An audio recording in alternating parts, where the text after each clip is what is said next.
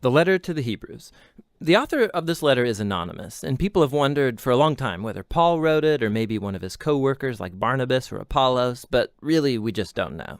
In chapter 2, we discover that the author had a first-hand relationship with the disciples who were themselves around Jesus, so we know that this letter is anchored in the teaching of the apostles. We also don't know who the audience of this letter was, or even where they lived. The author knows them really well, and he assumes that they have a thorough knowledge of the Old Testament scriptures, especially the storyline of the first 5 books of the Bible, the Torah, about how Abraham's family became the nation of Israel, about how Moses led them out of slavery in Egypt to Mount Sinai, where they received the Torah and they made a covenant with God, where they built the tabernacle, where the priests offered sacrifices, and also about how they wandered through the wilderness on their way to the Promised Land. The author just expects that the readers know all of the details about these stories, and so most likely the audience is made up of Jewish Christians. That's where the name of the letter comes from. We also have clues from chapter 10 that this church community was facing persecution and even imprisonment because of their association with Jesus. Some in the community were walking away from Jesus and abandoning the faith altogether. And this explains the purpose and the structure of this letter. First, there's a short introduction, which is followed by 4 sections where the author compares and contrasts Jesus with key people and events from Israel's history.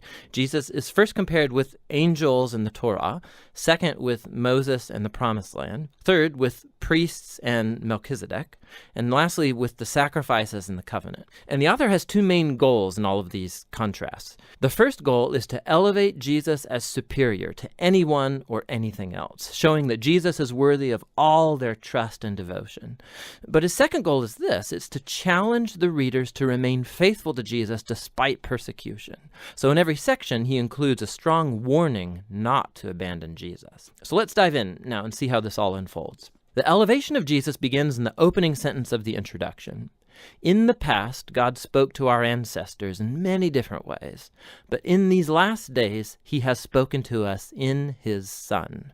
So the author's saying that Jesus is superior to all of the previous ways that God has revealed himself to Israel. He then makes this astounding claim that Jesus is the radiance of God's glory and the exact imprint of God's nature. These metaphors are making the closest possible identification between Jesus and God.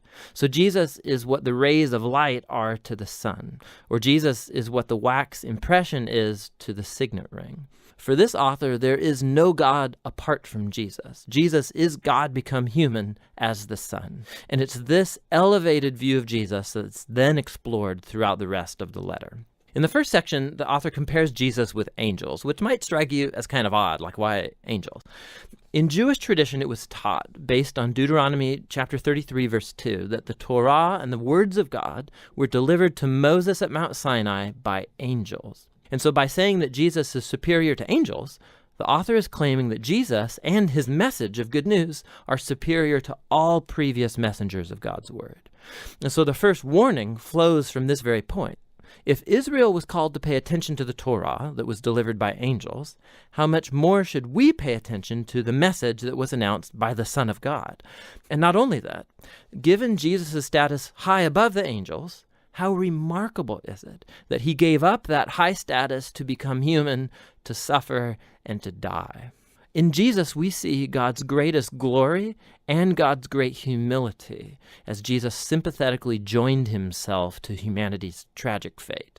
In chapters 3 and 4, the author moves on to argue that Jesus is superior to Moses, who led the people of Israel through the wilderness and built the tabernacle. Jesus is also the leader of God's people, but in him we see not the builder of just a tent, but of all creation. Then the author retells the story of how the Israelites rebelled against Moses in the wilderness, and they lost their chance to enter into the rest that God offered them in the Promised Land. And so here comes the second warning. If Jesus is greater than Moses, how much higher are the stakes if we rebel against him? We also are in a wilderness-like environment where we have to trust God for the future rest in God's new creation. So let's make sure that we don't rebel like Israel did in the wilderness and lose out on God's gracious offer to enter his new creation. In chapters 5 through 7, the author then compares Jesus with Israel's priests that come from the line of Aaron. Their role was to represent Israel before God and to offer sacrifices that atoned for or covered over the sins of the people. But, he points out, the priests were themselves morally flawed people, and so they constantly had to offer sacrifices for their own sins as well as for everybody else's. Something more was needed. And so he then argues that Jesus was that something more. He's the ultimate priest. But Jesus did not come from the line of Aaron. Rather, Jesus was a priest in the order of Melchizedek, that mysterious priest king from ancient Jerusalem, and he appears in the stories about Abraham. We also find in Psalm 110 that the Messianic king from the line of David will be a priest in the order of Melchizedek. So the author's whole point is this. Jesus is the ultimate priest king. He's morally flawless, he's eternally available for his people, and so he's superior to any other mediator between God and humans. And thus comes his warning in this section. To reject Jesus is to reject one's best and only chance to be fully reconciled to God, so don't do that. Which transitions us into the last comparison in chapters 8 through 10. The author shows how Jesus' death on the cross was the ultimate sacrifice, superior to all the animal sacrifices offered in the temple. Those sacrifices had to be offered constantly, both daily, but also yearly on the Day of Atonement. Jesus offered his life once and for all, and it was sufficient to cover the sins of the whole world. And so the author warns the audience from walking away from Jesus. It's like turning your back on a gracious offer of God's forgiveness. Why would you do that? Jesus' sacrifice is permanent, he says, and it's the foundation for the new covenant spoken of in the prophets, where all sins are forgiven. So now that the author has elevated Jesus through all of these contrasts, this final section is one big challenge to follow Jesus. So think big picture. In Jesus, they have found God's very word. In Jesus, they have hope for the new creation. Jesus is their eternal priest. He's the perfect sacrifice.